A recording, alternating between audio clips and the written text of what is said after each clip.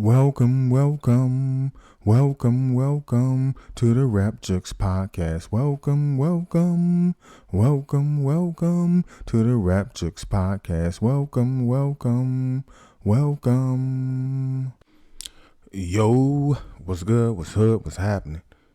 It's your boy Prophet, Profit, professional hit to all the MCs in the industry, coming at you again, host of the Rap Jux Podcast with another one. Man, look, it's that boy Kanye West attention grabbing out here, attention slurring, or is he really crying out for attention, man, for help? You know, I thought about that today, man. I'm riding around. Matter of fact, I was riding around, man, and you know how on these streaming platforms, you know, you play a certain song and then all types of songs from that you know, that time comes up and starts playing. So I'm riding, man. I'm listening to, I think, Snoop Dogg, Top Dollar with the Gold Feet Collar on that Top Dog album, one of the albums he did with No Limit. That joint came on, and you know, I'm bobbing to that. And what I didn't realize too on that Snoop album, because I didn't listen to those Snoop albums, like after Doggy Style, he did the Dog Father. But the Dog Father ain't get that much love, man. He did the Dog Father, and after that I kind of checked out for a while. Then I got back into Snoop. But yeah, on that Top Dollar, on that song, I think it's called Still a G Thing, Snoop basically freestyles that whole song. And when I say freestyle, a lot of y'all out there listening probably thinking like, y'all think of freestyles, y'all hear dudes say they did a freestyle, or even some of the battle rappers thinking they freestyle. No, that's written raps. Now, Snoop did a real off the dome freestyle, recorded it and put it out, just like he did the Shiznit off his Doggy Style album. And my throat feeling hurt for some reason. Hold on, take a sip of this. Off that Doggy Style album. Yeah, on that song, bro, I'm vibing, I'm listening. I say that boy coming off the top, coming off the dome, spitting. Then after that, man, you know what's so fabulous about that era? That's the word I was looking for. That era, you know, they start playing the same songs similar from the era. Everybody had their own style. Nobody wanted to sound alike. Nobody was even trying to sound alike. You know, everybody just had their own style, man. That Snoop came on, then after that Snoop, I think it was the Ghetto Boys songs when they first got back together. Ghetto Boys and Girls. Don't, that joint. Then Project Pat song came on, Getty Green. Then Ghostface, Nutmeg came on, him featuring RZA, one of my favorite joints. I don't know what Ghost talking about in that first verse. Most of that joint, he just saying a lot of real fly stuff. Then what else came on? It's going on and on, man, these joints. But then that Jay-Z, I Never Changed came on. And I'm like, damn, Jay, I had to keep rewinding that joint. I Never Changed joint. And it made me start thinking about this, man, about Kanye, because Kanye produced that. And then on the side note, man, Jay said something at the end, and I think on the last verse, he said, "Robin Cruz, get your black suits up." And I started thinking, is he saying that his crew, you know, they about to go out here and rob the game and, you know, get y'all black suits out, get fly in your black suits? Or is he saying Robin Cruz, that's, we about to get out here and start getting it? And for all y'all that's part of, that's a part of some type of robbing crew, get your black suits up because it's going to be a funeral. I'm saying, either way, Jay, man, when Jay was doing this thing, he was doing this thing. But it made me start thinking about Kanye West, man. Just the history they had, how he ended up going with Jay instead of Dame when they separated. And to hear him now today, man, just strictly wilding the blip out, you dig? So for those of you who don't know, Kanye recently made some comments about Jay-Z and Beyonce's younger children. he called him the R word, derogatory word, mentally challenged word. He said the reason why you don't see Jay-Z younger kids in public is because they're, mentally slow. And then he comes right back out and says he's afraid of his life because of the comments he made about Jay-Z. And it got me questioning, man, is this dude just attention whoring at this point, or is he really crying for help, man? Because so somebody can say he's sly like a fox, and I always tell y'all, attention is the new currency. That these dudes will do anything to get attention, because the more attention, the more eyeballs, the more followers, the more views, the blah blah blah. It ends to more making more dollars. And these dudes would be doing anything to make the dollars, man. That's what I'm saying. People who do anything for money would do anything for money, And what I mean by that is, if it was shoveling shit was the thing to make a quick buck, they'll be out there shoveling the shit.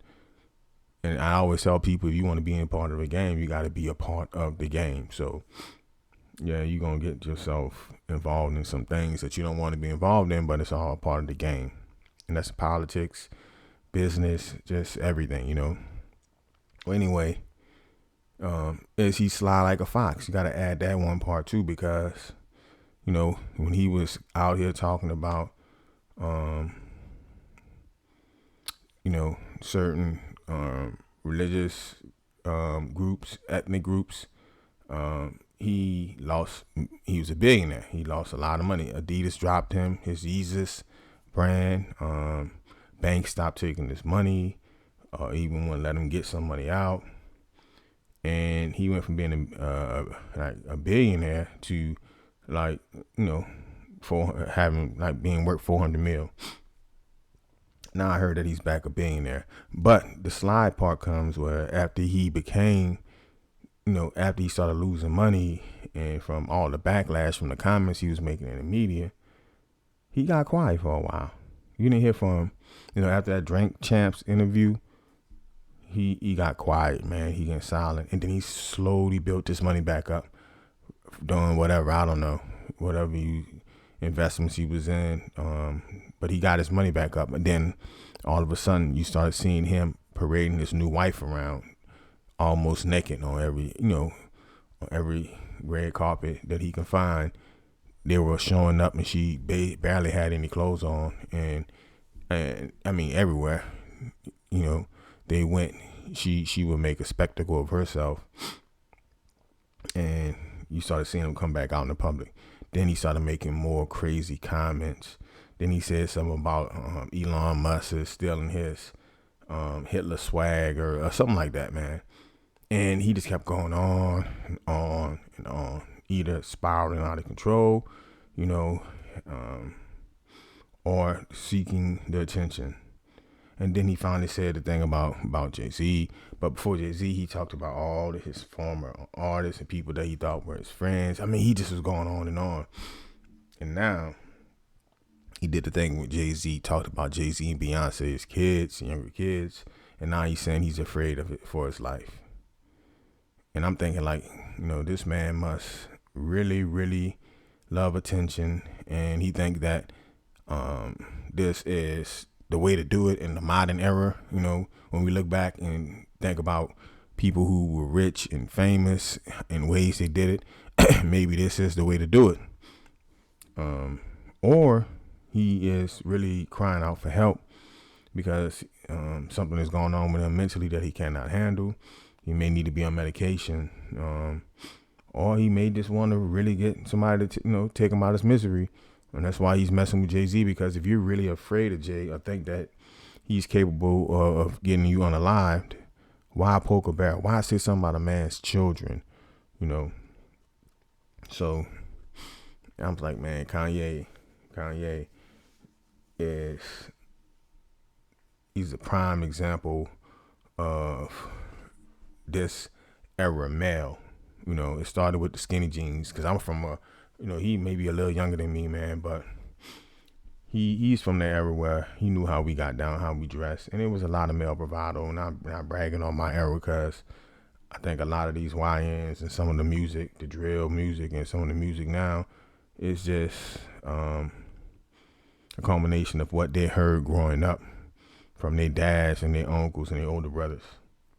So I'm not making an excuse, but all the music does sound the same, and that's why I kind of started this video off talking about how I was able to go back and how I was listening to music, and every artist had a different sound. Jay didn't sound like the Scarface and the Ghetto Boys. Scarface and the Ghetto Boys didn't sound like Snoop. Snoop didn't sound like Project Pat. Pat didn't sound like so on and so forth, you know. But Kanye West, I remember when it started, it could have been, I don't know what album it was. Could have been after the Late Registration album. He started talking about wearing skinny jeans, and he was doing a lot of things that the younger people were doing at that time. And he was always trying to be into fashion. But then it starts going further and further. So now you see young men today wearing black fingernail polish and and then he married a woman who basically, had sex on camera. And he married this woman. So now you see these dudes, these young millionaires, whether it's athletes or rappers, musicians, they came into this money and they're marrying, wifing up women who are very, very questionable. But if they look good, I guess that replaces anything. They don't care about what these women do and what their background are, as long as they look good and they can fulfill their sexual fantasies. But Kanye West was the father. He was the father of these dudes, man. And now I think he's got himself caught up in the middle to where he don't even know what his sound should be coming out now. Cause Drake didn't ran with a certain lane. Then he got a little Uzi in a certain lane. Then he got the drill rappers, Dirk and them in a certain lane. Nas and Jay, Nas, he's still making music. He's like, I'm sticking with my core fans and my core sound, and I'm just elevating and advancing that. So where does Kanye West fit in that category? And if he wants to get music, this could be a big publicity stunt, because these dudes know that once they get so famous, they won't be touched. That's their protection.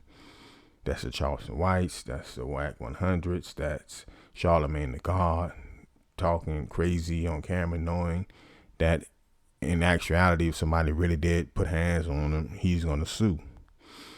And Kanye West is no different. He's become so big that if someone did unalive him, it's going to be a major, major story in history. So they kind of like use that as a background, as a crutch. But I don't know. I think dude is, I don't know. I like to know what y'all think, man, in the comments. Is he attention whoring? Is he crazy like a fox? All a part of his plan? Is he really crying out for help because he lost his mom, and maybe he didn't made so many enemies in the industry that he's crying out for someone to come save him and help him, man. But that never changed. That Off the Blueprint album just took me back, man. That was kind of like when him and Jay were at their height. Him with his beat making, coming into his own as an MC, and Jay, of course, as an MC and writer. So y'all let me know y'all thoughts in the comments, man. Is Kanye West attention whoring? Is he crazy like a fox? This is all part of his plan, or is he crying out for attention, man? Let me know y'all thoughts in the comments, and of course, like, share, subscribe the video. Until the next one, like I always say, peace.